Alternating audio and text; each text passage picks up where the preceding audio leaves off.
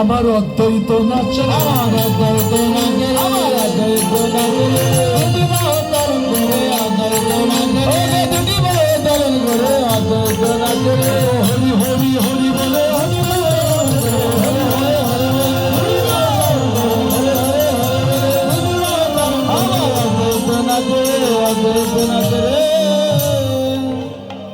অদ্বৈতকে ইনি ছিলেন পূর্বলীলায় দেবাদিদেব মহাদেব। ও মায়েরা, আপনারা সনাতনী না? বলুন তো সবচাইতে সর্বশ্রেষ্ঠ দেবতাকে?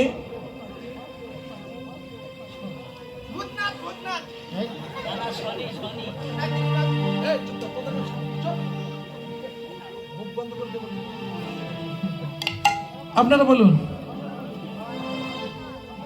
মহাদেব। ও তো মার পেটের মধ্যে যেটা আছে সেটাও জানে, তাহলে আমি শুনলাম কেন? দেবাদিদেব মহাদেব না গো না, আর একজন আছে, তাকে তোমরা মানো না, জানো তাও মানো না। বলবো মানবা তো? আর মানো না মানো সব ব্যক্তিগত ব্যাপার, আমি বলতে এসেছি, বলতে হবে। পিতা স্বর্গ, পিতা ধর্ম, পিতা হি পরমন্তপ, পিতরি প্রতিম আপন্নে প্রিয়ন্তে সর্বদে। শুধু জন্মদাতা পিতার চরণে প্রণাম করলে তোমার 33 কোটি দেবতা তোমার আশীর্বাদ করে। আর যত দেবতার পূজা করো, জন্মদাতা পিতাকে যদি তুচ্ছ তাচ্ছিল্য করো, কোন দেবতা তোমার পূজা গ্রহণ করে না। এই জন্যে শাস্ত্রে লিখছেন যে গুরু ছেড়ে গোবিন্দ ভজে, সে কটা নরকে মজে। আদি গুরু হলো আমার পিতা মাতা, এরাই আমার জন্মদাতা। এদের মতো গুরু পৃথিবীতে আর কেউ আছে বলে আমি মনে করিনি। দীক্ষা গুরু, শিক্ষা গুরু, পাঠ্যগুরু, অনেক গুরু আছে, কিন্তু এই দেহটা তৈরি করেছে যে, তার কথা ভুলে গেছো। কত বড় বেঈমান মানুষ একবার চিন্তা করো। তাহলে তোমরা গুরু ছেড়ে গোবিন্দ ভজন করছো না?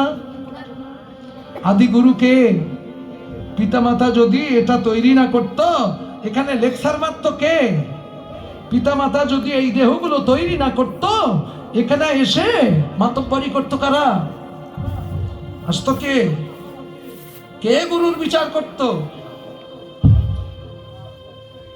বাস্তব বড় কঠিন, তোমরা মানবে না আমি জানি। কেননা এ কথাটা আজকের থেকে না, আজ 20টা বছর ধরে বলছি, কিন্তু মানুষকে মানাতে পারিনি, আমি ব্যর্থতা। তবু যতদিন বাঁচবো ততদিন ভুলেই যাব। কে নেবে না নেবে তো বাড়ি বাড়ি যেয়ে দেখার দায়িত্ব আমার নেই। মহাপ্রভু বলেছেন যে মানে এবং না মানে সবই আমার দাস, যে না মানে তার পাপে হয় তার সর্বনাশ। এই জন্মদাতা পিতা, এর চেয়ে বড় দেবতা আর আছে কিনা আমি জানি না। মহাদেবকে কি বলেন? বাবা বলা হয় না? বাবা, সবাই বাবা বলি না?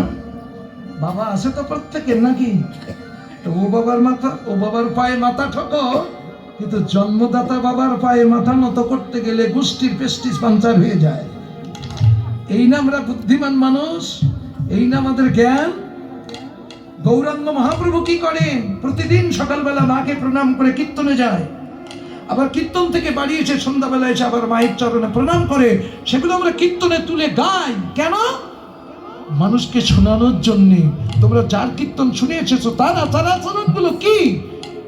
আজকে সকালবেলা শ্রীকৃষ্ণ ভগবান যখন গোষ্ঠে গেল, মাকে প্রণাম করে গেল। প্রণতি করিয়া মায় চলিল যাদব রায়, আগে পাছে ধায় শিশুগণ।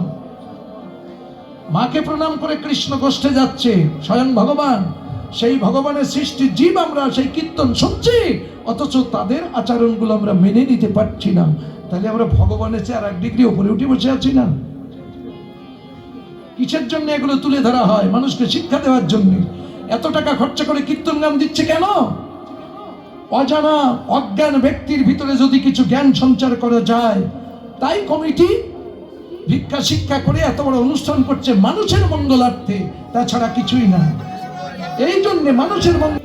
শীতকালে ভক্তরা কষ্ট পাবে বলে নিচে খ্যাড় বিছিয়ে দিয়েছে, যাতে আমার ভক্তদের যেন কষ্ট না হয়। এত কষ্ট করে, এত আরামদায়ক জায়গা করে কিসের জন্যে?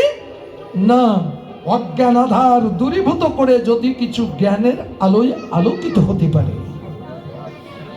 এই কীর্তনিয়াদের মধ্য থেকে একটা করে জ্ঞান যদি আমরা সঞ্চয় করতে পারি, তবে তাদের শ্রমটা বৃথা যাবে না, কাজে লাগবে।